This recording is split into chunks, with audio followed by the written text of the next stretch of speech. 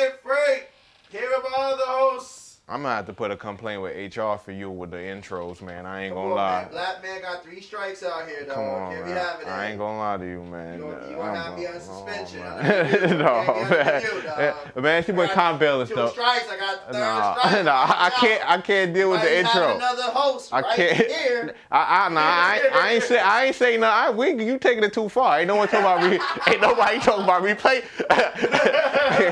I just said. I thought you my 3rd strike. I can't survive that. I can't survive that. Always gotta take it too far, man. Oh my goodness. I can't survive that 3rd strike. No, man. All I said was a simple complaint. A complaint means you get remanded. No, it just. The 3rd one gonna put me over the top. No, it just goes. It's just gonna be a course of action taken. I'm gonna get sensitivity training. All right, come on, man. Into the intro. Stop talking. I mean, into the first topic, man. Complete package. All right, the complete package. I'm gonna let you say it, because you had a really good take on it from why we're talking. I mean, we're basically talking about this because we went to an event. You know, for those that don't know, that was the BSC Global event. That's Brooklyn, the Nets gaming crew, basically. Yeah, Nets gaming crew. They had an event where they had their 2 players on a panel. And, well, I knew before, but I mean, with their advisor. With their advisor, of course. Both advisors. A whole bunch of people. I mean, it was a great panel. If you didn't check it out, it was Periscope. You could go scope that. I mean, since they already had it on Periscope, you kind of give the guts of it. It was an investor meeting. Well, this wasn't really. Well, they want, it's people potentially wanting to invest in the. Oh no, I wasn't speaking on that. I'm talking about this. That's not our role to. Well, I mean, what's on the Periscope? You can heard the questions they asked. So I mean, we referred them to it, though. I mean, honestly, I'm just here to amp up the play. I'm just here to amp up the. I'm just here to give the jewels. I can't paint the large picture now. Like, I'm just here to. What we're doing now, I can't give a picture now. Like, nah. I'm just here to give the jewels, man. All I'm here to do is talk about. Listen, all I'm here to do is tell. All I'm here to do is tell. People want to know why they were talking. Nah, definitely is power. All I was trying to do was set up that players looking in or players trying to get in need to be able to look at this and see how these 2 or these gentlemen on the panel handle themselves. This was going to my point. When you are... I'm on your side with it. The Nate and Shockey, they did an amazing job at the event. And they did such an amazing job. You know, it had people in the audience, when you could watch the Periscope, wanting to know how they can invest in the individual. And for you and I, we've never heard that on a league level. And I think even Donahue was like, "Oh yeah, we're definitely for that." I think it even took him by surprise. No, it didn't. So eager to want to even just invest not only the team but the individual. That's a great point you just brought up. But that'd be a first. We haven't had anybody in the league get a sponsorship. Now, I thought it might have been Dimes. But, that's a great point you brought up, because I remember before the league started, whatever, they were saying this was one of the selling things. They were like, players could go out and they're supposed to build their own individual thing and have their own individual sponsors. And this could possibly be the first one. There were people in the audience saying they want to put merchandise on the player directly, you know. So that was really great to see. And that's a great point you brought up. You know, I was playing around in the beginning, whatever it was. Frank always got little segues. You know him. I was playing around. But yes, I mean, so... Definitely salute to them and what they did, trying to answer those questions. And then definitely the Nets advisor, OG Kirk from MPBA, he did an amazing job. Yeah, it was great. I mean, there were some tough questions, especially about the female gamer and where she would land at, or what her role would be in the league. And those are not easy questions because you don't know the answer. It's a variable that doesn't exist yet. So, it's hard to just... Everyone on the panel fielded the questions very well and handled themselves very well. He just has that background. So. But for the players looking in now, the players looking in to join the league now, you got to ask yourself, do you have this? And let's go even deeper than that. The unprotected, you have to ask yourself, do you have this? I'm seeing a lot of unprotected players doing negative things on social media. Well, I think we posted that later on. I wouldn't say negative. Negative is a harsh word to put on it. Not positive in terms of, it should be all peachy keen right now. You should be all about expanding your brand, not retracting from And we're not seeing a lot of negative is such a harsh word, though, man. Gosh. I mean, we'll figure out a better word. No, this isn't like that. You put it in, like Jesus Christ, man. And maybe it's good that they hear negative, so they know that maybe if they can look at this and am I doing it? No, because it's not negative, so you can't say negative. But it is because it brings it tarnishes their situation, maybe. Their brand. Yes, a tarnish is not bad. It's a dirty spot that can be cleaned. I don't know. I felt you went too far, but it's cool. It's Frank. It's Frank. It's Frank. It's Frank. It's Frank. It's Frank. It's Frank. They tarnish their little brands. You know, they can build up that. First of all, you saying their little brand is a condescending term. All right, yo, come on, let me stop. All right, stop. Back on topic. Yo, you got me out here throwing subliminals. I'm not even trying to throw subliminals. But all right, let's get back to it. But no, we're joking around. But they did an amazing job, Oshaki and Nate. Like we said before, we didn't even know like Oshaki had his bachelor's and master's from Seton Hall, which is a very great institution. In Big East, but yeah, it was. They still Big East, yeah. It was great to see, and like back to what I was saying before Frank really cut me off. You got to ask yourself at home, are you able to do this? And if you aren't, it's fine. You know why? Because the league has a transitional program. You know, and we've seen players in the league who came in and they weren't able to do this, and I'm very grateful. I hope they expand that. I know we know they do it at least once. I hope they in the beginning of the course or whatever. I'm assuming they assumed teams would take over, and I'm sure they did. Like we talked the Knicks took over. The Knicks took over.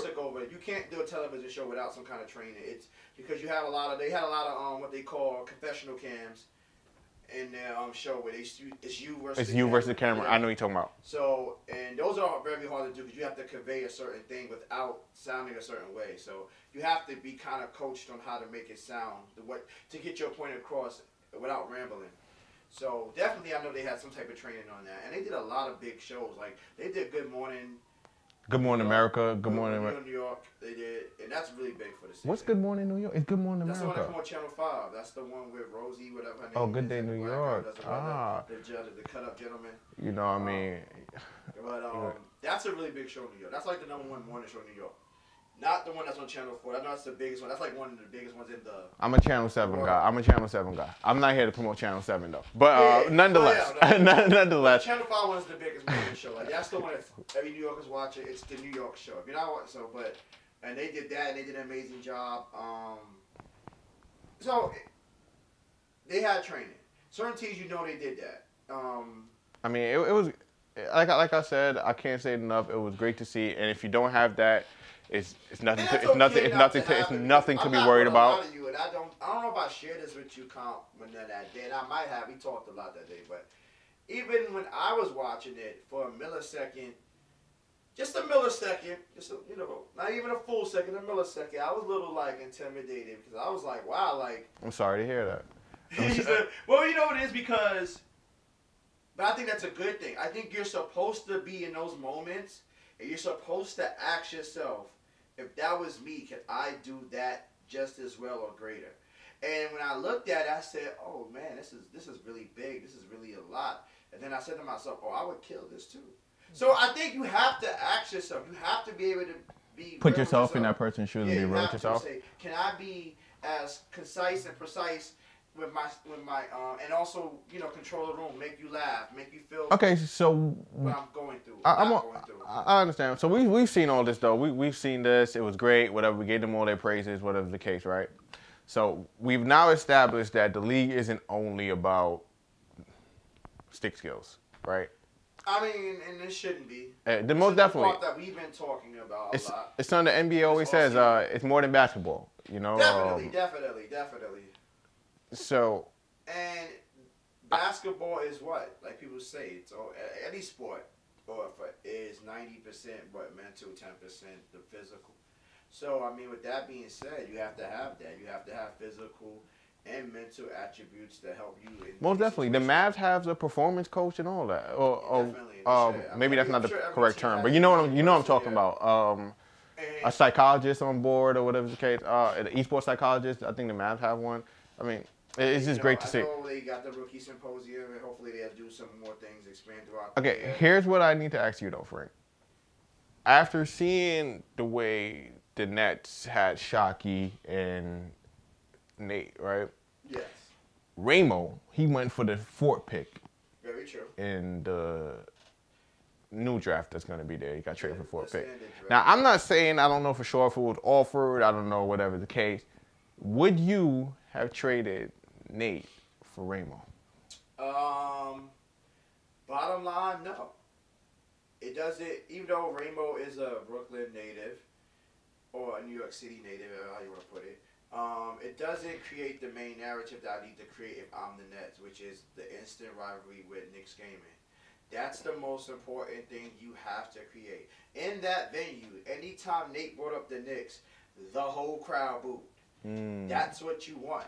You want them to say, that's what's going to make people, investors, whoever you are, come watch the games. Brooklyn versus New York, or Brooklyn versus the Knicks, I got to be there. That's the game I got to see. But I mean, Ramo's the best, is more skilled than Nate though, isn't he, or something? It depends. I mean, you have a finals MVP. It's not going to be finals MVP versus an MVP candidate. Not one who won it, but a candidate. He was top 5. But he willed that team. I mean, we ain't do our Detroit review yet, but come on. They would have won 3 games without him. Definitely. But, like I said, it doesn't create the most powerful narrative.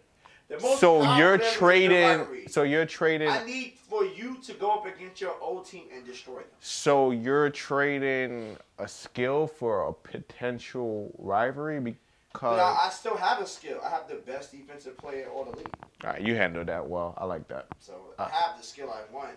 Are we giving up offense? No, it's what Shockey brings. Shockey's supposed to bring offense. Nate brings defense. Shockey's supposed to bring offense? He's your offensive guy, the guy that thing? Or you're going to draft offense? I'm not saying he's your offensive star, but okay, all right. I'm sorry for grilling you. I just want to see how you handle the situation. That's all. I do. I pop my collar. You handled it okay. I mean, stop. You handled it well. You handled it well. Shout out to me. Thank you. That was great. It was just a great experience. Great to see and all that. No, it was amazing, man. And it was very informative. For those that didn't watch, make sure you go check it out. And it was very insightful. Like, it gave us a good perspective on, what you should do in the room versus what we kind of see sometimes on Twitter or in Periscopes and things of that nature. Go watch the interview. Go study it. Learn how to do that in the room. You'll be fine. Definitely. On to the next. Well, as long as you at the very least, and we didn't even bring up this point yet, but at the very least, to watch how they handled that, it might help for the people who are in the 250 that have interviews. Because that might be this year. Interviews more than anything. Make a break. Make a break. If you were one of them unretained players, you fighting with you. Exactly. And I always tell people this. How you dress is very important when interviewed. And so a lot of people did. Some people shot themselves in the foot last year. They didn't even turn on the camera. But Frank, our producer, Frank, how do you get to that Frank, our producer, Frank, the producer, Frank. That's why I get my third strike. But I got to speak my face. Go ahead. He gonna take you right to HR. Right after the show, boy. HR. I got a complaint about the black. I got a complaint about the black Frank White. He keeps going over the allotted time slot. All right, on to the next topic, man. So the application is out. Yes. And just for the record, let me state this because a lot of people was asking Donahue yesterday in his Periscope. You don't have to wait until you complete your 100 games to fill out the application. You can fill it out anytime throughout the process, which we have to give the competition committee credit for. Because remember last year, they had everybody do it, and then at the same time, and it crashed it, and you barely got. A lot of people lost out on the process. So the simple fact they couldn't get the application. That is their fault. That sounds like a dumb problem. No sign. Here we go with this. So it can never be anybody else's fault but your own fault. Oh gosh. That sounds like a them problem. I'm sorry. I had difficulty myself. That's cool. But I got it done. That's cool. You got it done, right? Yes. I had to stay on it for hours, and I got it. You got it done, right? That's a them problem. I'm sorry. But yes, I do think the competition committee did an amazing job. Definitely. Shout out to them. Because now that you have it where you can do both at the same time, it makes life easier. There's no excuse now. Like, comp making this whole no excuse thing last year, no, there was technical difficulties. It was real. Put my glasses on for the technical difficulties part. But this year, you should not have an excuse. Shouldn't have an excuse at all. Because you can literally do it any time. Do not wait till the last day. Obviously, there's going to be a whole bunch of... People that wait till last day, it's going to be issues. Same thing that happened last year. Sounds like a them problem, not a me problem. Then, you can Sounds like a them problem, not a me problem. Definitely then you can say that. That's Okay. your issue. Last year, no. This year, yes. Now, also with the application, I think Sam Fan, who's the Milwaukee Bucks scout, he pointed out there was 2 questions that was, like, I guess, kind of off. They'll fix that. So again, again. You know, we got to point. Oh no, of course we got to point it out. Yeah. Again, though, if something looks off, something's off. Wait till it's fixed, or you just apply and then you hit them up and you let them know this was wrong because it's off. I'm sure obviously they're gonna figure out that this was off and then they're gonna fix it. It's nothing it's nothing to wind yourself up about, you know. Well, only reason why I say that, hopefully that people who fill out the application and answer those questions, even though they were incorrect in terms of how they were worded, hopefully they don't penalize them for those questions. Well, obviously they won't. It's nothing to work yourself up. It's absolutely nothing to work yourself about if the league or whoever knows that the question is already a messed up question. Obviously, the questions may be omitted or something that. Sure, you can put it out there. Sure, it's nothing to work yourself up about. It sounds again. But yes, applications out there. Sam Pham also stated, I know I'm saying him a lot because I just thought it was interesting that he had very decent takes on certain things, that you should be around the 20-game mark. There are some people who have 100 games, some people who have 10 games, but he said if you're consistently playing every day, you should be around the 20-win mark. Now, which is true, I believe so. Definitely, go at your own pace. I don't know, I'm at the 0 out of 100 mark. Don't listen to me. Go at your own pace. Let me ask you a question then. How do you feel about the people? But it's like one guy in particular, he's spamming that he got it done already. He's trying to do 200 wins. There's another guy who doesn't help your chance. Doesn't help your chances. Congrats. Doesn't help your chances. And let's talk about that. Let's kind of expound on that real quick. 1, it doesn't help your chances. 2, it's a qualifier. You can literally do it with randoms or do it with the team. So if you're telling everybody that I got 100 wins already, it doesn't mean anything. There was people who did that last. You can be happy. Last year that made the 102. That doesn't matter. The combine is what matters. You can be happy with your accomplishments, whatever the case. But that's not really an accomplishment. Do what you got to do. It just means that you just didn't sleep it. No life did. And it's not something that you need to know life. Don't know, but you can be happy with your accomplishments, whatever the case. At the end of the day. It has no impact on the draft data. Now, I will give you some credit. There is some credit in that. If you happen to go 100% and 100 victories and be the first one there, that's an accomplishment. That means you know. Sure, you can be happy with it. But guess what? You're playing with that, but it does tell you you're playing with your team. We know that. You're not going 100% with randoms. Yes, you are. But whatever the case. You show me. All right, I'm going to put that Frank. If you are out there, you playing with randoms, because he ain't going to the qualifier. He don't know this life. I know the life.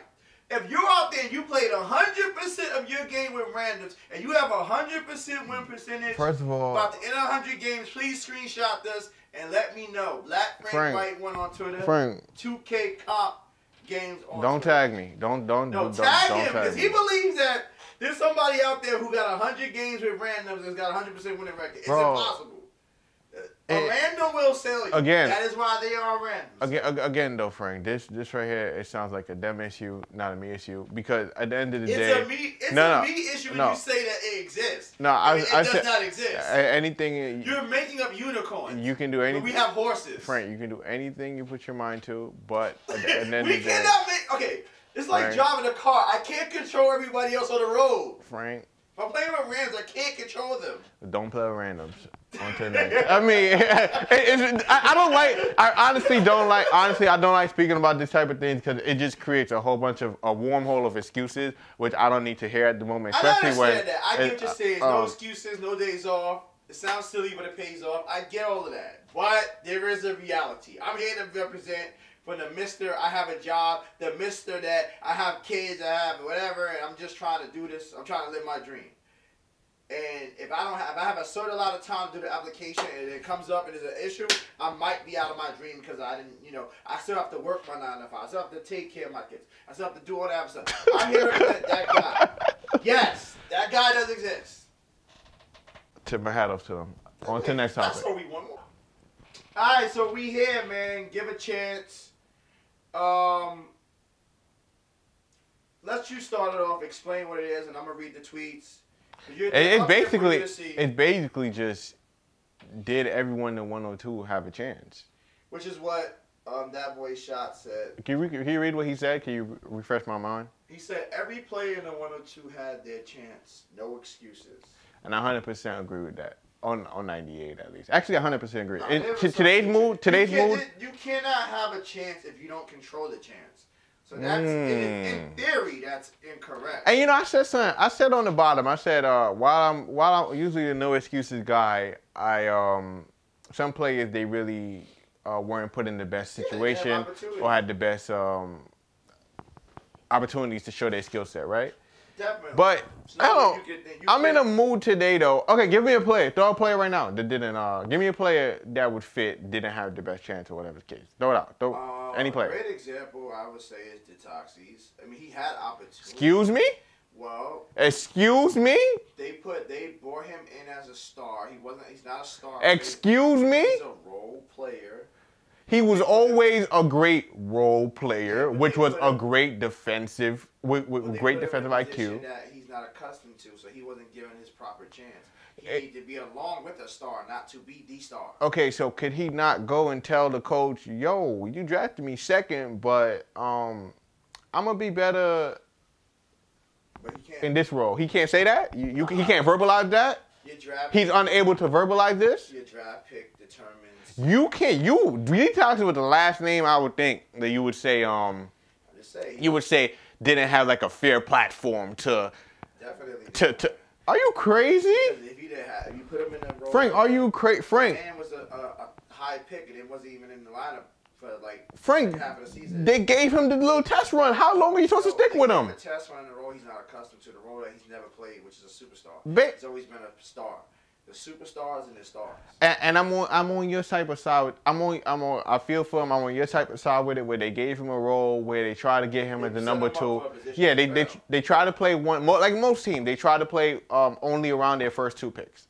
Basically at the beginning of the year. Like most teams, they try to focus on that.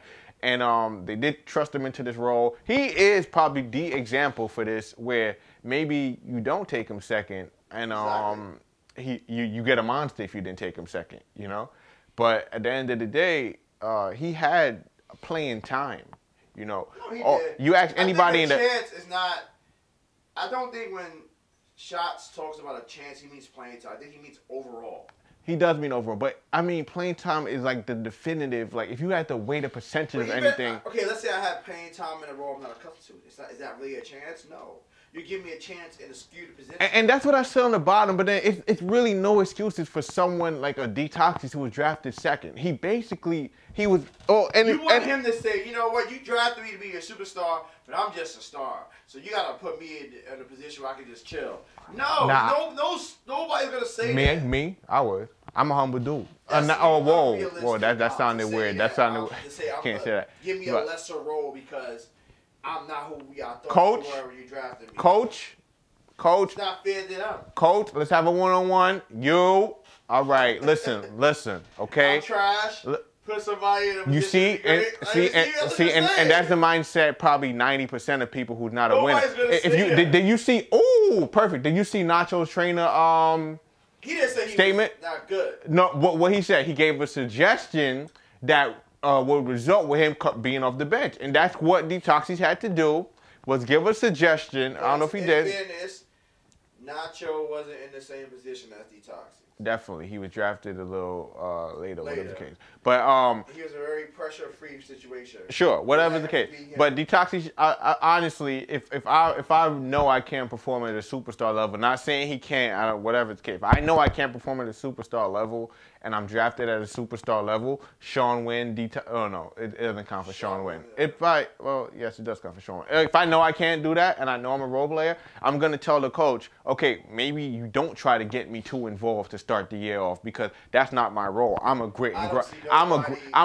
grind guy. Nacho did it. Nacho didn't do it in that sense. He didn't say, I'm not doing well, take me out or slow me down. He's just like, let's try something different. Nacho did it.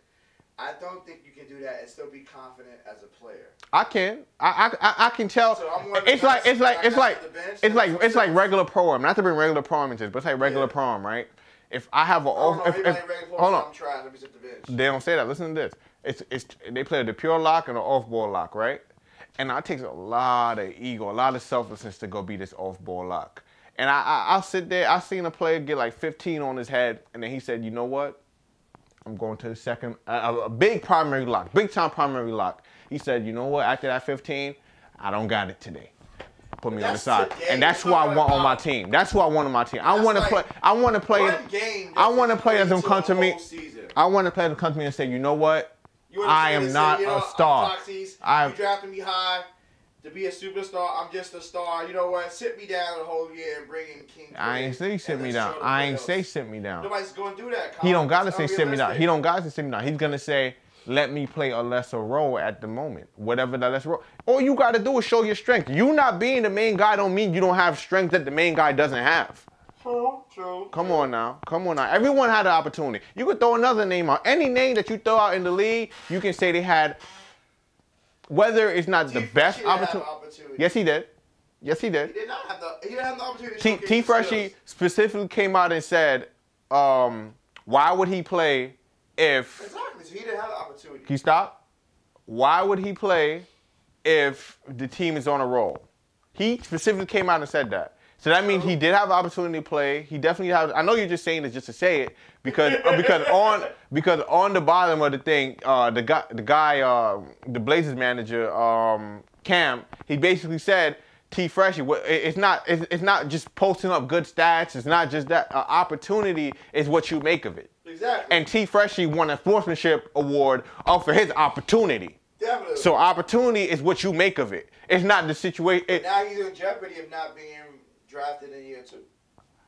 Says who?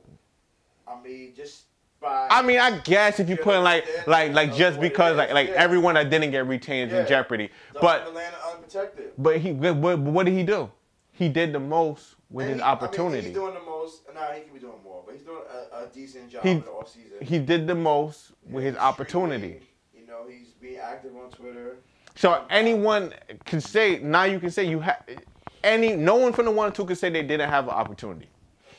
I don't know. I don't think that's true, man. There's some people. With what name? You still haven't given me a name. You still have not given me a name. I gave you a name. No, and I retorted. You still haven't given me a name. You haven't given me a definitive name where I can say that player was completely frozen out. Jomar was put in a position to fail. He didn't get to play, and then when he got the opportunity to play, it was in the worst position where you could play. Jomar played a game in the regular season. That's number 1. So he had an opportunity. He definitely played a game in the regular season. Yeah, but that's not, stop. And then he played in the playoffs. Game 1 in the playoffs, actually. That's an opportunity. He's not given an opportunity to fail. If they think that Grant Monster's defense isn't the best defense or whatever, and they put Jomar there, that's not an opportunity to fail. It's an opportunity for you to shine. No one's being put on us. You know what? I think the Bucks did put Precision on a setup mission one game, but he definitely had an opportunity on or off the court. But every player had an opportunity. You can't say that. I don't believe that, man. There are people out here. You really taking of I don't want to say you are babying a lot of people, Frank. I'm not. I understand. And you don't baby people much, but you're taking. You can't say every player had a chance when you don't control the chance. Frank, a chance is opportunities are given. Opportunities are what you make out of it. Exactly. They're not. And everyone is given an opportunity of playing in the league. You were given an opportunity. Did not play. You were given an opportunity when you made the 102. The moment you made the 102, you were given an opportunity. Now with this opportunity, I seen Palm Oil Please kill the off-season content recently. You can't tell me he ain't making the most of his opportunity in season 1. Palm Oil Please be running with dimes and pickups. Number 1, holding it down. Holding it down. Come on, man. He made. But I don't know, man. I just. What are you talking about? Everyone. It is not correct. You can't control something that you don't have power over. Frank, you are making a lot of excuses, which is uncharacteristic of you. Just being honest. No. You can't say everybody had a chance. No. Everyone had a chance. Because everybody can't have a chance if you're not the chance holder. And to just the chance holder are the team managers. To just stop this back and forth. Coaches. To just stop this back and forth right here. To stop this back and forth right here. Here are the chances, you right? Think Splash King had a chance. Splash King never touched the court. Splash King definitely had a chance. How? Impact off the court, and that's the thing right there. Splash King's probably. You think KPMR had a chance? No. What? KPMR? He never touched. Oh, he played, but. You know the sad thing is not the sad thing. Okay, because if you ask, hold on, stop. If you ask, not XKPR, but let's just use him as an example. I'm not saying this applies to him or anything. Let's say you ask him if he had a chance, right? Yes. 7 out of 10, he'll say no, right? So, not him. I'm just saying, like, you ask anybody. You ask anybody. No, he'll tell you that. You ask anybody, 7 out of 10, they'll say no. But if you look at it, he went to the studio, right? Yeah. Got the crowd involved, right? Yeah. Showed up to practice on time, right? Yeah. Did everything he had to do. And still went to the community service, right?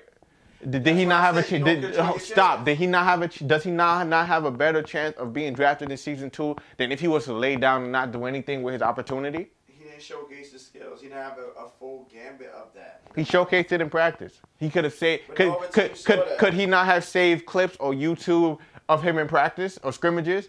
Has no team ever seen his scrimmages watch their team scrimmage and watch them scrimmage versus him and be like, that SK, why don't he play? He's kind of nice. Is he not? Did he not have the opportunity? He had the opportunity to record his practices on YouTube and do whatever the case. And I think the Cam said that on that thread. In fact, I mean, if you look at it, if you say no chances means either you didn't play, right? Either you had back and forth bickering with the coaches or whatever the case. Which, guess what? You could have handled that differently if you were a player.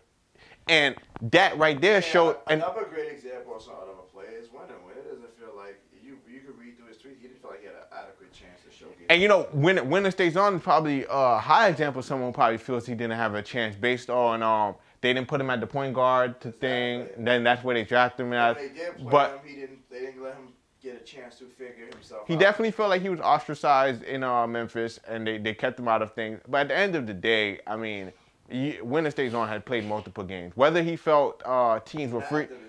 Whether I understand not the position he was drafted at, but whether he felt teams were freezing him out at the end by giving him the ball low, he was on the court. He had an opportunity to make a difference off the court. He has a great brand off the court, which he could definitely continue to make a difference with that off the court. He had ample chance.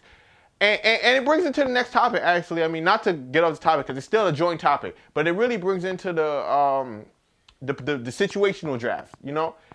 Since you mentioned Winner, I mean, we draft Winner. If Winner isn't drafted the 15th pick, he's drafted the 6th pick in the 6th round, 5th round, whatever the case, I mean, he would be a totally different player than we see right now. Definitely. Winner gets drafted in the 5th or 6th round, he would have had a more successful stint in the league. Complaining, wouldn't have been so much aggravation or his end on him not getting out there on the court because as a 6th round pick, you don't expect yourself to touch the court. And he would know his place and he would work towards it. He wouldn't have the, oh, it's Fab and you're not starting. It's Fab and you're not starting me. Exactly. You understand what I'm saying? No, you're right. Absolutely right. And it's tons of players. I mean, do we have a list? I mean, I'm sure we got it somewhere. Yes, we have a list. We do have not necessarily. Let's bring that. So we want to do players that were drafted later that could have had a better opportunity if they were drafted earlier, correct? Let's go through it. Let's see. So we brought up one name already, which is Winner Stays On. Definitely. He was drafted 15th pick in the 1st round. And definitely. We have Moody's on that list. He was drafted 4th. More definitely, of course. Continue. Control. Less pressure. Was drafted 7th. I mean, but Control played well though. But Control played well though. What you mean? He did play well. He came into his own and played well. He didn't start out that way, but he did eventually get a red. He was the reason where if they play Control, they don't make playoffs. Basically, he played well. So can we say that about him? Yes, we can. I get what you mean. Okay, yeah. If you put it again, we're discussing players that. And then you have like, well, go ahead. No, I was saying just to reiterate to the people that's watching right now before they turn and get lost. We're players that didn't get drafted. I mean, that players that were drafted highly. That if they were drafted a bit lower, they would have probably performed better in the league. Great example also is Sean Wynn and Beast Move. Sean Wynn was the 17th pick, and Beast Move was the 2nd round 1st pick, which is the 18th pick. And I mean, this is more so for Sean Wynn than Beast Move, though, right? Or no, both equal. Both They're equal. Both like the end of the first round picks, like so they're both equal picks in terms of when you have the back to back, they both are equal. So so you're saying they should have just let, but Beast Move got retained though. So does it really matter? Does it really matter? His stats weren't really there. We don't care about 2K stats though. Well, right? he got retained off his ability of what he's going to do or what he can do. Okay. So he dropped 30 in one of these games. All right, whatever. They were a losing team. I don't care. Yeah. Sean Wynn was probably the best example because he's a better example. They try to switch. They had to put him in 5 out. They try to put him at pure sharp. They did everything in their power to try to get him. Yeah, he played the small forward thing. And did he? I don't remember that. I don't want to. They try to do it. I don't want to. It wasn't as hard. I don't want to. I know Vert had ended up playing small forward that play. I don't want to put that. It wasn't at the end of the season. It was in the beginning. I remember though, Sean Wynn. People were trying to remember the game where they came out and they was killing the Knicks? That was when he was running. He was at the point. He was small forward running the point. But it wasn't the shot. Whatever shot slash. I'm not. He was doing it as like I always say. The amount of Warriors games I watch, Bucks games I watch, a few teams. I mean, I watched them. Don't get me wrong. I rewatched a lot of past broadcasts. I watched probably every game in the league. But the amount of attention I put on these teams, that ain't it. That ain't it. They did everything in their power to get him going to the team's detriment. So. He's definitely the poster child of. If you drafted him lower, he'd have been a dog. Yeah, he would have been a dog. If you put him in a cone position as a sharp, he would have probably killed. The pressure would have been off because that's what his green percentage was so high in the combine. That's why he was drafted. They drafted him based off of his ability to shoot jump shots. Well, he didn't have the highest green percentage though. That was Reese, I think, and then precision. But nah, I don't know. I don't know what it was, but I do know that Sean Wynn though. I mean, clearly they just missed. Well, they put a lot of pressure on his shoulders, which wasn't needed, and you have to be careful when you do that in draft. You always say that if you're drafted high, the pressure is needed. It's not fair to say that. No, I'm saying I'm talking about it wasn't needed for him. Like you don't put that on him. That's what I'm saying. You're a 13th pick. Sure. I mean, if you want to do that, I mean, if you want to, I know that's why it didn't work. In a world where you draft somebody #1 and you tell them, well, there's no pressure on you, man. Just go out there and do. No. I mean, cool. You better perform. Oh, cool. That's why. Guess what? We're paying you the extra $2,000 so that you can perform. And guess what? To be the guy. And guess what? That mentality wasn't for him. That's not his personality. That's not him. That's why they made a mistake in the draft. That's cool. We all knew it the day it happened. It was a bad choice. That's cool. Anybody could have told you. There's nothing wrong with that. We drafted him later. His value would have been high. He'd have been. He could have been a dog. That's all I'm gonna say. Because he came. I ain't gonna give it. Yeah. It's just what it is. Like I said, Sean Wynn is only saved by Moody because Moody was a higher pick that didn't turn out well. Don't you mean Winner was? Whatever. No. Winner. Anyway, Frank, I don't care about these guys. On to the next one. On to the next one. On to the next ones. On to the next ones. I don't care about these guys no more. On to the next ones. So I don't understand. We have teams that are winning that don't get enough coverage, and we consistently speak on like. Well, we didn't talk about. We had JLB on that list also. JLB pressure. Like he was debated king. No, JLB pressure now came strictly because he was the first European or the most known European drafted in the. Yeah, he was the one. Not the most known, but he went before Guna basically. So so the pressure on him was more immense because they took him in the 3rd. They could have taken him a little bit lower. I'm sure. Yeah, all those international players would have been there in 5th and 6th round. Nowhere was taken to Villain or Haza or JLB. Well, we're not talking about them at the moment. But yeah, definitely. JLB, should he be on that list? Would he have performed if he was drafted a little lower? I don't think he performed bad. You feel like he was baited. Everybody in the world felt like he was baited. I think he did what he did very well for the Sure. Should he have been lower? Would he perform better lower than now? Definitely. Answer the question. He's not the baited king if he was the 5th pick. The 5th round pick, excuse me. He's not considered the guy who couldn't get it right, the guy who should have took the 3, but he laid it up, or he did what was that? What's the call? The floater. All right, cool. That's basically all I'm trying to get. I'm trying to run through them. Okay. Definitely JLB. Who else? If you 5th round pick, those things that you guys say, y'all wouldn't have said. Okay. Because he drafted so early, it's he's not doing it right. He's not doing like on 99%. No, he's over different. That's cool. Who else, Frank? Who else is on it? I think that's pretty much. I mean, that's the. We didn't say Splash King, but Splash King is definitely on there because he was the. Go over the list fully, straight away. Go over the list in order, please. Yes, please go over the list in order. Well, I mean, we said Moody, Control, Winner Stays On, Sean Wynn, B Smooth, JLB. The Toxies is where we start the conversation. We have Splash King and Game 6 Drake. Oh, you put Splash King twice. Okay, Drake. We didn't speak on Drake.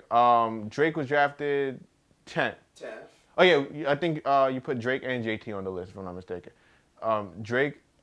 So what are you saying? What are we saying? If Drake was drafted, if Drake was drafted in the second round, way better. Way better than drafting him in the first. He would be a better player in the first round. But I mean, are you factoring that? He scored his notable thing. He scored the first basket in the league. That's it. What else do you remember from a Game 6 Drake season outside of him struggling? Well, I remember that when his jump shot got fixed, he was killing. I mean, I don't know. Killing's a very broad word. When you're not winning, I guess. He was performing better. Performing instead of killing. He wasn't winning. He was performing better. Okay, that's cool. What about JT then? Since I think you had him. I always told you that JT was the most inconsistent. So you're saying JT inconsistent offensive star in the league. He wasn't an offensive star, whatever. Anyways. No, he was considered that.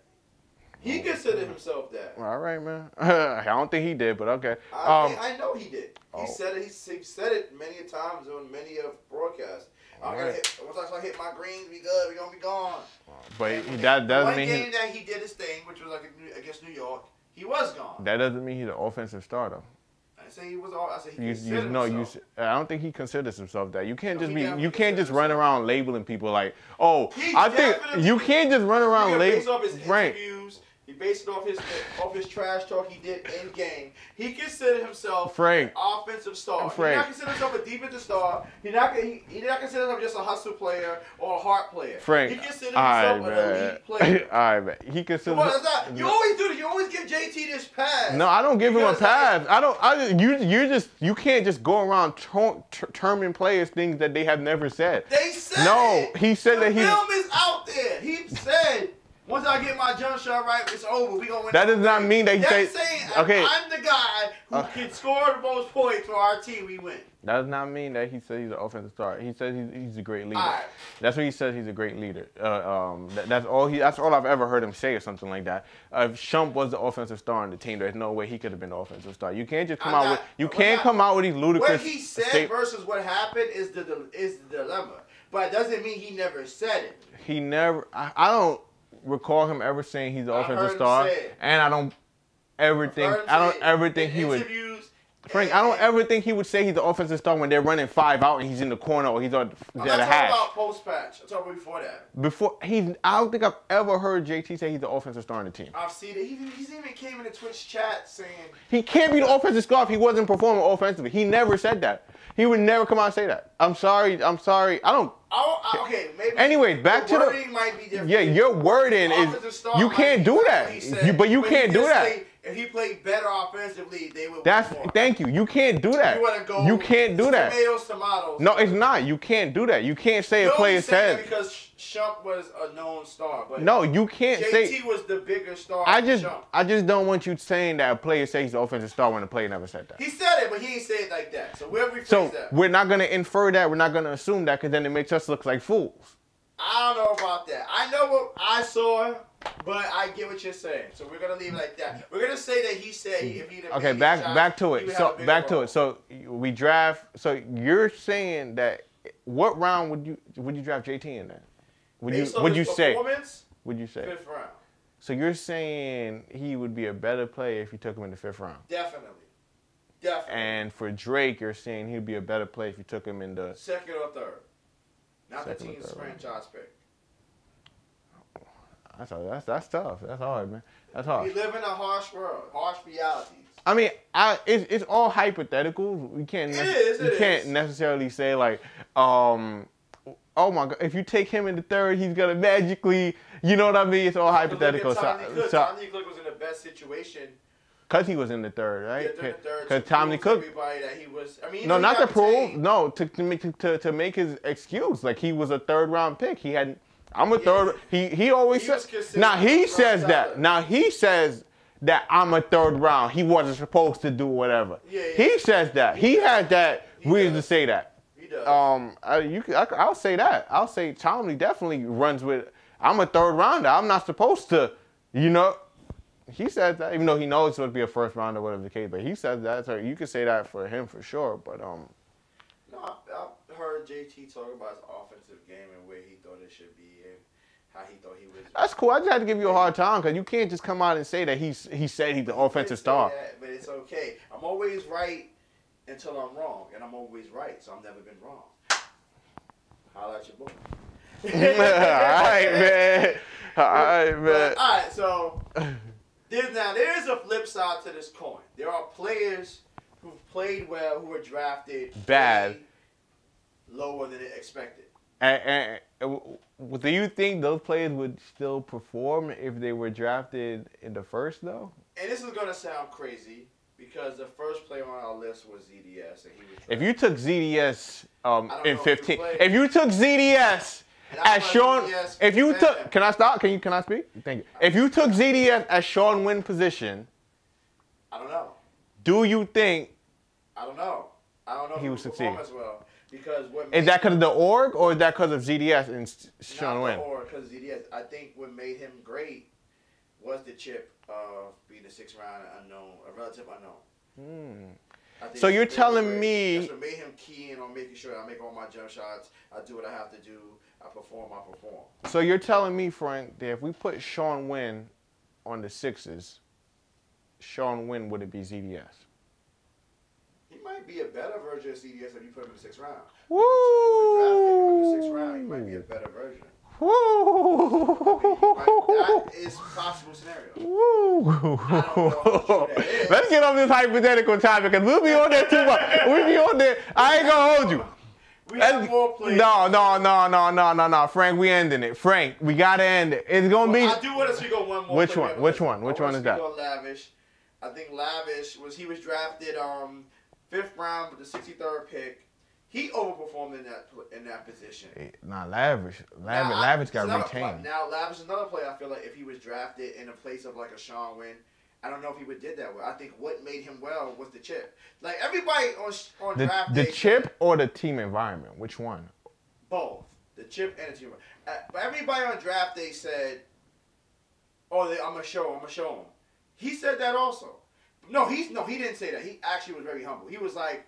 But he probably deep down he from Brooklyn, so you know he from Brooklyn, so it's like it don't gotta be said. Yeah. But gonna do what you gotta do.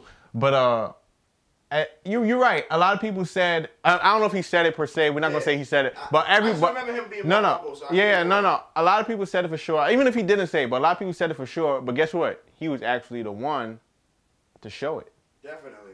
He would actually want to show it. He did an amazing job. I don't know if he would have did that drafted earlier.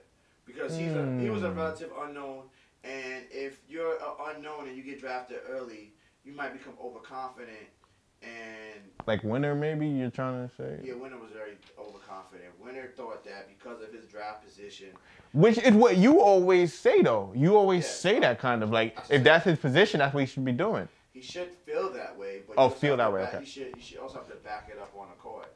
Sean Wynn didn't do that. Beast Move didn't do that, and Winner definitely didn't do that. You can't be drafted the 1st round. Well, Beast Move kind of couldn't do that because Beast Move was kind of like, I don't know how to explain. Like he wasn't the point guard. You understand what I mean? Like he wasn't in a position. He was in a cone position. He wasn't in a position where like Beast Move gonna drop 50. He wasn't the masher. He wasn't. You know what I mean? So, do you think? And this is just me asking in terms of the Warriors situation. You think Beast Move is a better player than Vert? Only not what we know from the community, but based off of the 2KLeague action. Yes. Well, Vert, I can't answer that question straight up. What I will say is Vert got traded by the 10th pick for the Lakers, right? That's why hold on. He got traded for the 1st pick, but the 10th pick for the Lakers, right? Yeah. So Vert is clearly seeing, and I've seen Brian and Zeke write articles on Vert saying that Vert is like, I don't want to get the names wrong. But you know he gonna do the NBA comparisons. Like, oh my God, Vert got so much moves from the high post. He's the most skilled. You were one of those that used to be one of the big. You, Emil, Unique, Mazik. You were some of the. Did he play amazing? Or did probably biggest Vert Vert fans. Yeah. Did he play amazing or did he play on a losing team? Played amazing. You say this losing team. Okay. You don't move around with that narrative. And that's cool. I mean, the Warriors don't even run with that narrative. The Warriors don't think they were a losing team. I know they don't, but guess what? They were. If you look on paper, they were. But I don't know, man. That's tomato right there. What? Yo, y'all don't respect results. Y'all really on some next level. If jump shots go the other way, if Sean they would. Play And guess what? If my aunt was an uncle, like, come on, I say it all the time, man. Like, come on, man, come on. But I'm just saying, man. Come on, man. My aunt's not my uncle. We not doing ifs. Like, at the end of the day, beast move or vert. That's an interesting one. I mean, if we're talking strictly 2KLeague. Yep. I think the Warriors may want to utilize type down low now. Maybe they want to clear up some space. So I guess that's why they want beast move. You know, I can't give a definitive answer whether they should do beast move or vert. You know, you go comp, indecisive comp. It's not indecisive. Vert or beast move, you take your what? If I gotta take based off the league performance, not what we know from. Like I told you, if I'm basing off, I can't base it off of league performance because I know too much. That's all I'm gonna say. You're not getting a definitive answer out of me on this situation. It's really simple. All I can tell you. This is why I get the smoke, because I'm out here giving out. No, all I can tell you. Fire! No, all I can tell you is that Vert went 10 to the Lakers. So that's all I can tell you. What does that mean? You keep saying that. You gotta make your own meaning. You gotta make your own meaning of anything. In the context of this conversation, it makes no sense what you're saying. It makes Vert went 10 to the Lakers. I don't know what you're saying. Dave Fry is trash. And we know Dave Fry was the best selection at the probably best. You know, you see, you tongue-tied, you talking nonsense. I want to say best rate, but best. You were gonna say like best on the trade block if you would say that. Yeah. Okay, best on the trade block. I was gonna say rate. See, I gotta help him out and everything like that with his own with his take. I gotta help him out with his takes against me. To know if I'm gonna say the word that doesn't code. I gotta help him out with his takes against me. On to the next, like I said. Wait, Frank though. Vert or beast move? Who you taking? Based on league. League only. I'm taking Vert. It's very simple. Vert performed better. He did. Beast move. I've gone. But I'm also aware that beast move potential is through the roof. I've already gone through the whole Vert debate and the whole usage rate and the whole mashing is relevant, whatever is the case. That's what I don't like about so this I'm mashing over that. theory. And it's true though. Cause it's true. We watched the showcase and I see somebody get like 40 points on center. I knew mashing was a real thing in the sense of the stats were very. They were very telling a story that wasn't congruent to a superstar. On to the next topic, please. On to the next. Definitely, because I wasn't going to. The next topic, though, this week we're doing season in review, right? Yes, every week, man. Every week. I'm already on it. Season in review is the Pacers, I think, if I'm not mistaken. Pacers, yes. Pacers gaming. Now, Pacers gaming now, man. Oh, man. Big all season. Tremendous! But we talking about their past season. We're not talking about their all season. We talking about their past season.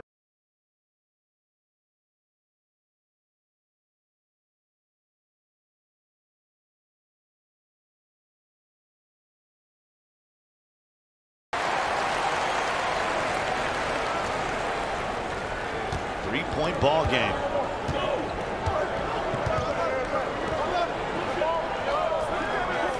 Frosty. Shot by Swizz. Continue.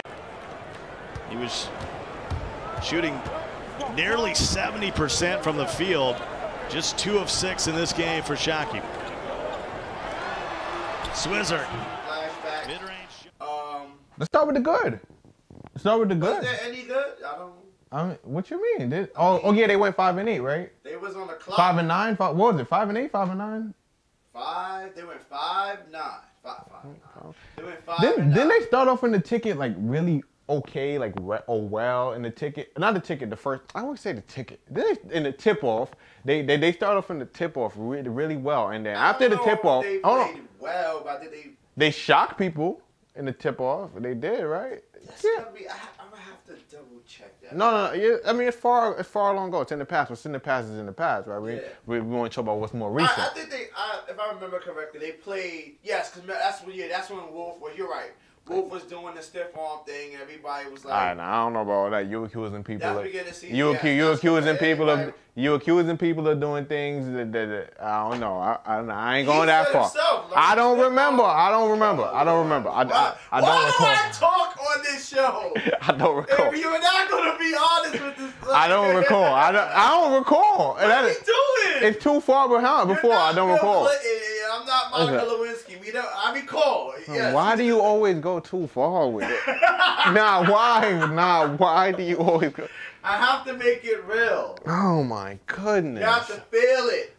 My goodness. Anyways, yes. I don't recall. They went 5-9. They did start off the tip-off tournament. Decent, right? No, very well. Yeah. I mean, to the point where people were like, they should be a good team. Yeah. That's why people were shocked when they went 0-4 to start the year. Anyway, we on to the good though. On to the good. Well, the good was. I don't know if there's any good, but. I mean, they were the only team to play the game. Not the only team. One of the few teams to play the game the correct way. Yes, and you're a correct way guy. Don't even. I am all the way. And you're gonna see now in some clips. Yeah, you're gonna see. We're gonna show it. But plays where they play with some of their sets, things like that. Sets out of horns.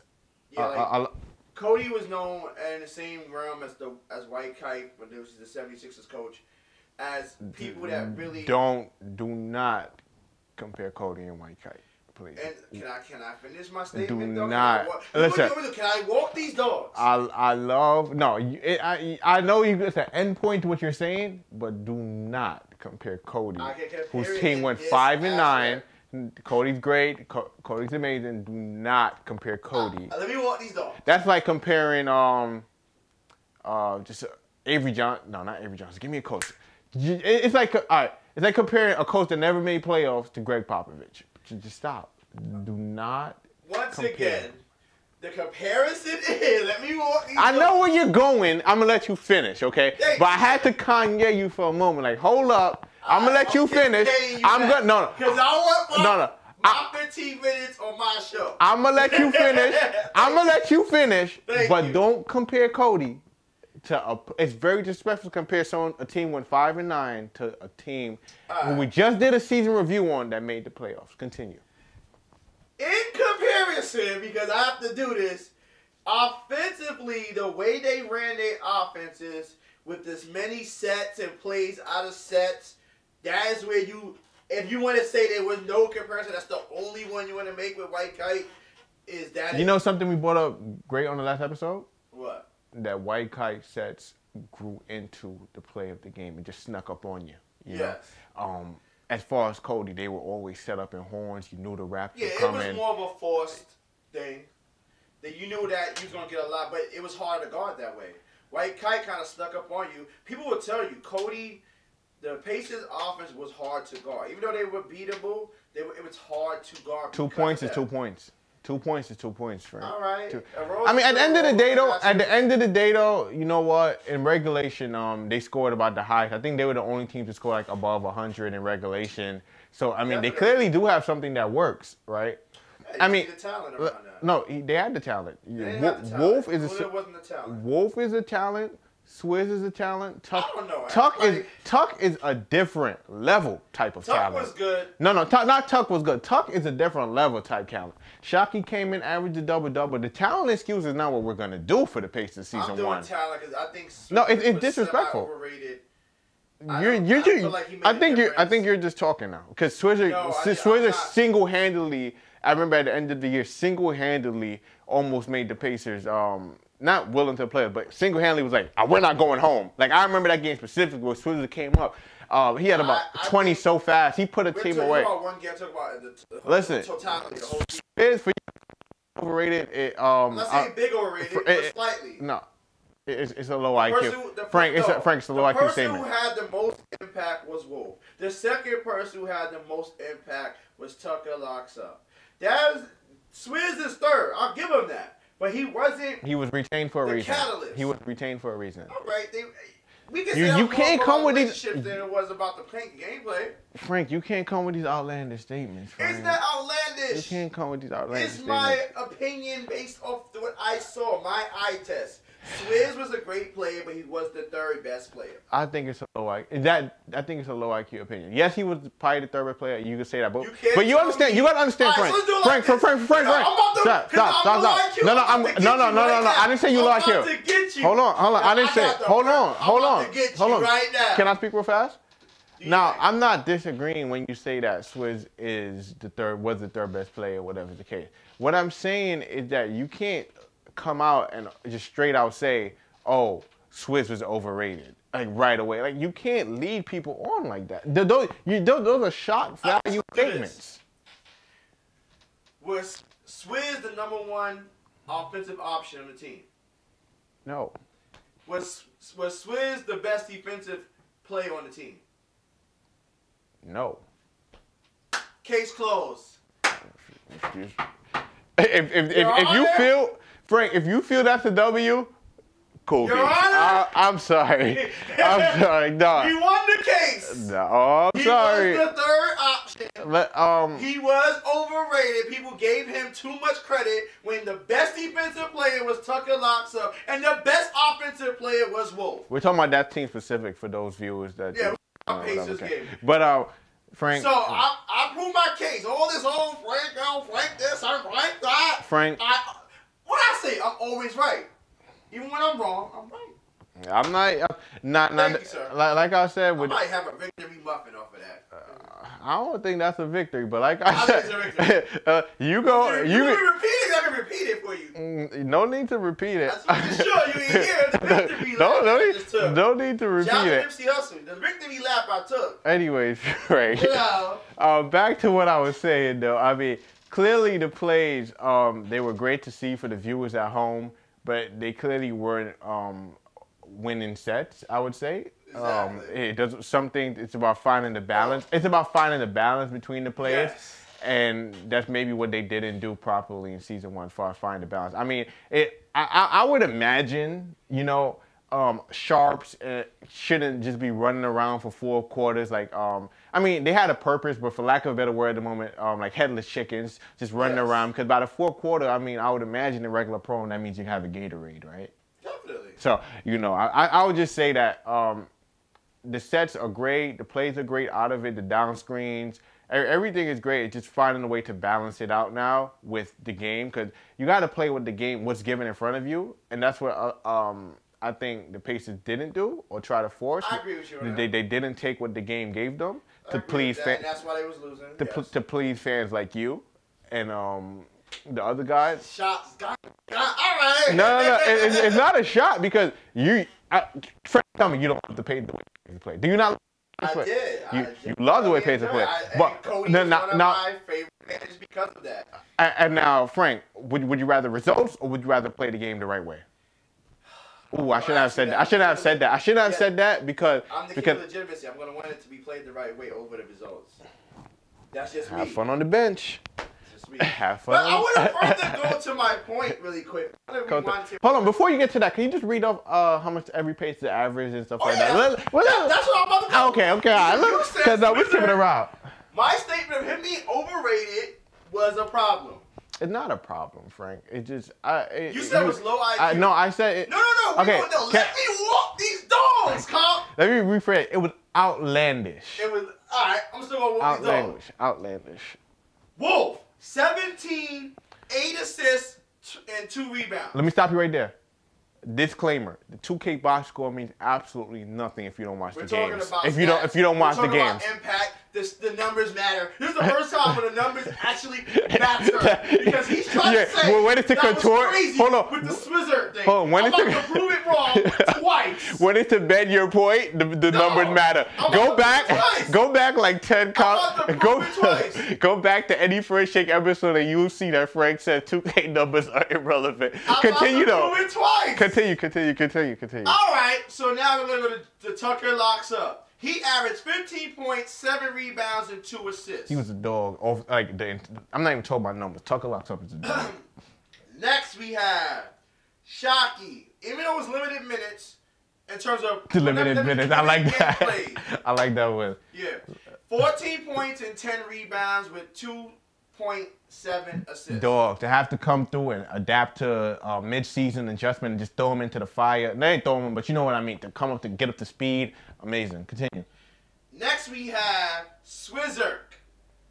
11 points, 1 rebound, 1 assist. What? He's supposed to be running in it. So wait, He's supposed to be running in it and grabbing boards. Slow it down. I just dished you. Okay. So we gonna get to it. All right.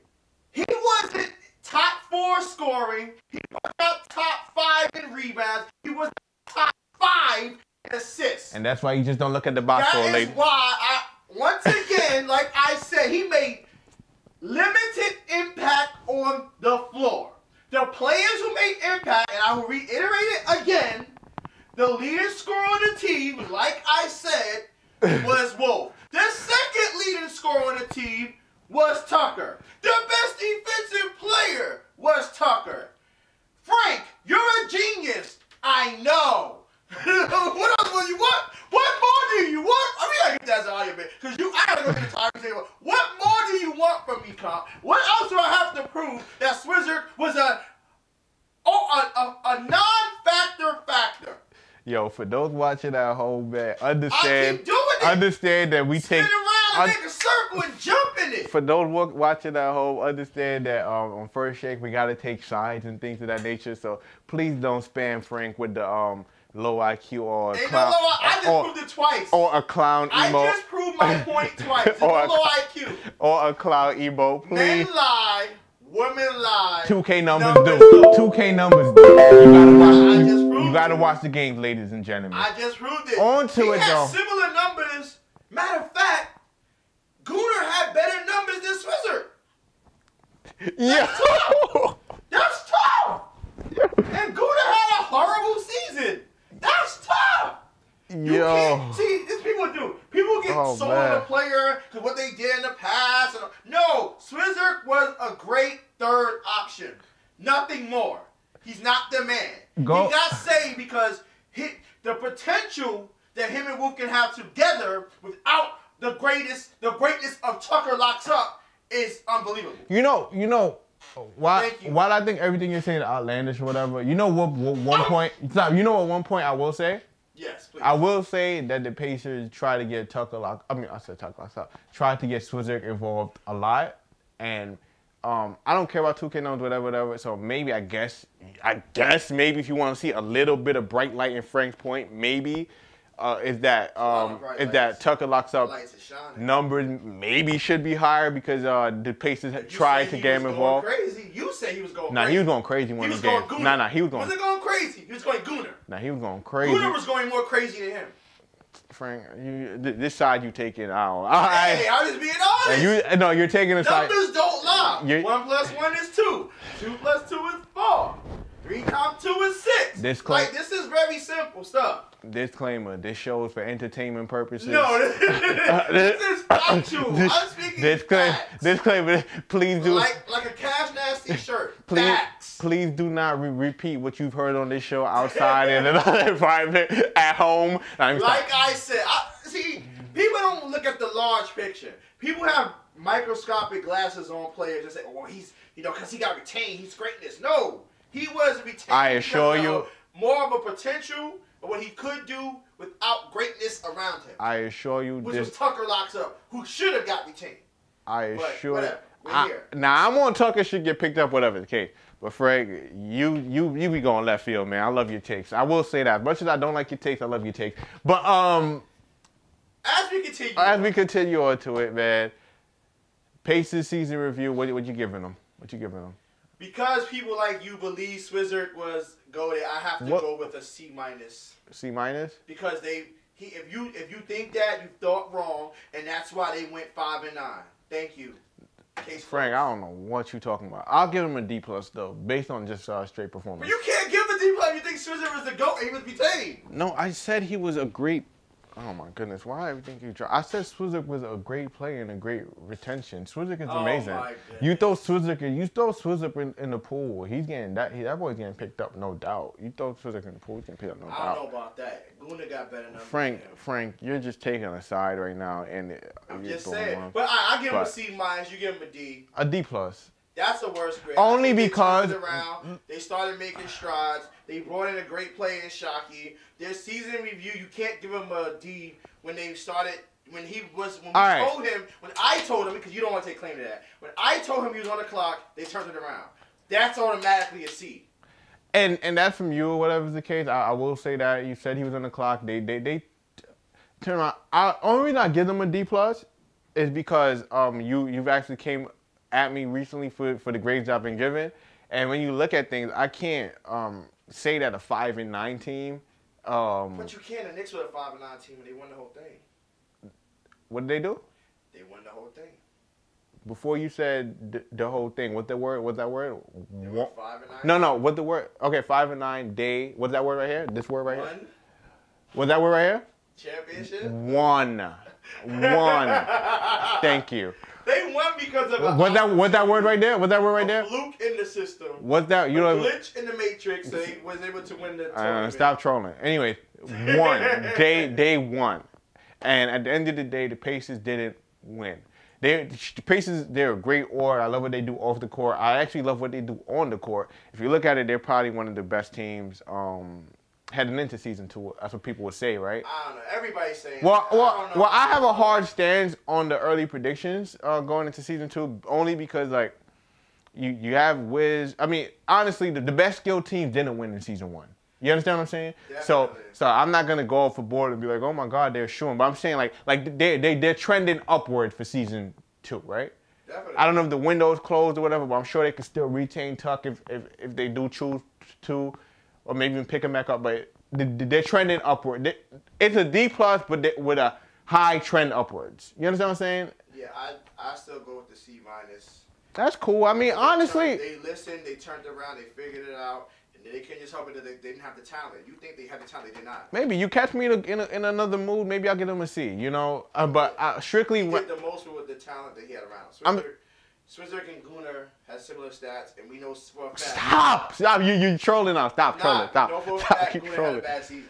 Keep trolling. You can't tell me Swizzard or Killick. It's called. He has similar stats. When Gunnar's stats are better. It's called defensive IQ. It's called rotations. It's called two sides of the floor. It's called the little. 11.8 rebounds, 1.9. It's called the little. Gunnar rebounds, 1.4. Assists on Gunnar, 2.9. Assist on Swizzard, 1.8. Frank is a troll, man. And he left 2 guards. Frank is a troll. Have left assistant. Frank is a troll. Hey, man. Yeah, shout out to Pacers though, man. It was a great season. Minus of my rating, whatever, it was a great season. And you guys opened people's eyes. For purposes of doing this, what are we rating their off season? Because this is all part of. For purposes of doing it, their off season is definitely. I give them an A- at the moment. I'm gonna give them a B. I'm going to tell you why. Sure. The reason why I'm giving them a B on the offseason is because they made the greatest move possible, which it's automatic A. But the way they downgrade is they didn't do what the Wizards did, which is bring those 3 players together. Not everyone had the resources to do that, Frank. You can't say that. Not everyone had the resources to do that. Cody and them have the resources. They have the resources. Get a load of Frank. He's the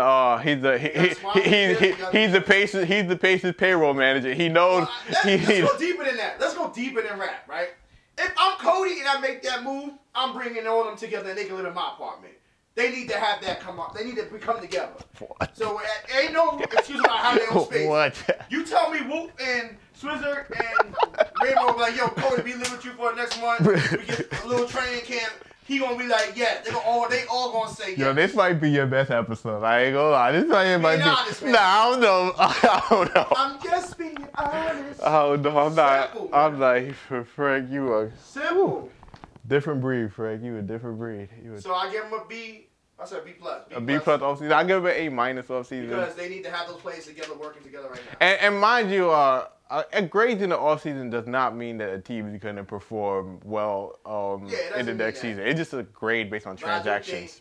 The Wizards A+ that I'll probably get them down the line will be better, and they may perform better because they have the time to work together. That's how it's supposed to work on paper, but it won't always work like that on paper, right? You know that. No. Always. It won't always come. Always works like that. If no, you have on time paper. to build, or your team performs better. On paper. It always hold on. works like On that. paper, having 3 teams in market sounds the greatest, right? But we all know from league experience that after a few L's, it can be a GG. That's why you have to have this off-season experiences. I understand what you're saying. On paper, it's supposed to work. On paper, it's the greatest strategy in the world. We was in this summer. We was working. We was playing. I saw you. Definitely. But guess what? That different side of personality comes down when you have to face adversity. You know that for sure. I bet you this. I bet you the Pacers going to have a harder time facing adversity than the Wizards will. Mama! I can't argue. Who's that man? Nah, I can't argue with hypotheticals. So like I said, on paper, what the Wizards have done is definitely what is supposed to be the outcome. You understand what I'm saying? Definitely. You know what I mean. So that was a great episode, Frank. I mean, let's wrap it up. Producers gave this the horn for the final shake. I mean, I had a really good final shake from earlier in the episode, but I can't remember it right now. I'm very mad at myself. But was it about T Freshie's tweet? No, it wasn't about that. It was kind of wait. What was his tweet? His tweet was, if you are a coach, GM, or manager. Oh no, if you are a coach or GM, you shouldn't. And the players ran the team. You should be worried about that or something like that. Inmates ran the asylum. No, that wasn't it. I had a really good one. It's on the lines of. If you forgot it wasn't good. No, it was amazing. Mm-hmm. It was amazing, but it was in the technical difficulties part where it hit me. Oh, it's more excuses for them? It might have been. Oh, no, thank you. I don't remember. No, man. thank you. I'll go first. I'm thankful that you don't remember, truth be told. I'll go first. I had a really good one, but I guess I'll rewind the tape and bring it back to this. In my final shake, I want to just speak on making sure you're doing everything humanly possible to. And my final shakes always go to the unprotected. Please. Like, no, because I'm scared. Yo, you've been babying them for weeks. Like, dog. Unprotected, it can get, there's going to be some hurt players. Frank, you moving like you unprotected out here. Yeah, you know how I feel. I got them 2 strikes, so I feel different. I know where Frank, I did not go to HR about you. Stop spreading that narrative. Stop spreading that fake narrative. All right, continue. So, I just want you guys to make sure, man, please, man, go into that combine and take it uber seriously. Because you can literally, like Comp said, advance your status and make yourself a player that people want through this combine. I don't think you have to worry about winning percentage, but I do think you should worry about, I think if I'm unprotected, I worry about my stats, being the most efficient, making sure I have the right dribble combos, making sure I'm doing enough greens. If I'm a center, making sure I'm getting high enough rebounds, with high enough points, and also high enough assist ratio, like turnovers are low, like all the little things. If I'm in the unprotected, the little things. Go into the combine remembering the little things, and you'll be great. I'll turn it over to my co-host here, Comp Bears. What is your final shake? My final shake would be stop with the excuses. That's all. I think I've had that final shake forever. I just want to throw this water on myself. Like, what are you talking about? I just feel like we live in an excuse-driven community. You know. It's the world, man. No, it bothers me that you champion the excuses. No, not championing it as you're an excuse maker. Because I know you're not. No, I just know that there is factors. I don't say it's factors. I'm mad you acknowledge that there are factors and barriers without. That's real. And guess what? I acknowledge them, but guess what? I'll give you a great example of a factor. I acknowledge. Savage do work. He said, I can't stream because I have my baby and I have to watch her. That's a factor. Guess it's not what? An excuse. Guess what? He's a great player. Guess what? Savage do work resume is almost speaking for himself. You know why? Why? Because he went out there. We done spoke on Saturday before on the Cavs episode. He went out there and did his thing. You know, definitely. He makes sure he does his thing. Regardless, hold on. Regardless if he could stream or not, he still made sure he handled his business. You understand what I'm saying? And that just comes with life. You know that's what we say. It's more than a game. It comes with life. You gotta have that mentality. If you are gonna be a professional, you are going to stop with these excuses. When Savage said that, that wasn't an excuse. That was a statement. He was letting people know. Because guess what? He still does whatever he has to do with his responsibilities. Definitely. And that's my final shake. My final shake is get out there, start hooping, start doing what you got to do. Understand that it's more than just being the best gamer. It's a whole pledge that we didn't even speak about on the application that we probably should have spoke on. Yeah, we didn't really speak on because I didn't apply, so I didn't get to read the pledge. But I didn't apply either. But I do think it's a great app. So, yeah, you know, that's first shake. How we do. We'll see you next week. Same bat time, same bat channel. Thank y'all for the support. We've been growing exponentially, and it's been amazing. So, we'll see you next week. Deuces! And you gonna put your glasses on and just mess up the whole episode. You know I gotta end it with a joke. We out of here, man. Peace! I know you want this for life, taking pictures with all my eyes, but I can't have no wife, I just want you for the night.